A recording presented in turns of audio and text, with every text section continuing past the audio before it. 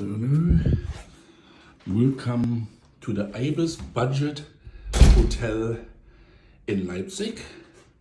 Let's do a little room tour. As you know, the key has to be inserted without no power. Heat on, slightly up. Here's again the bathroom, very simple, everything you need to know. Like the last time in Berlin, the amazing piece, the amazing, sink. And we have again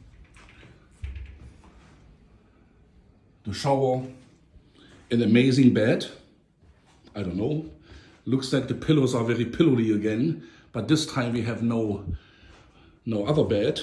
And we have the big TV. Looks like a 65-inch TV. And this is the view outside Main Leipzig. See, somebody standing there. We will walk around for a little bit.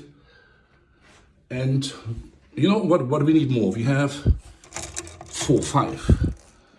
Five for your clothing. And that's the bed. Simple, elegant, very, very romantic place. For 1 or 2 nights, it's around 50-55 euro the night, direct like 500 meters from the train station. Very cool. The people at the front counter asking me if they can say hello to their grandma because they saw my camera. Okay, peace out. See you in a bit. Bye bye.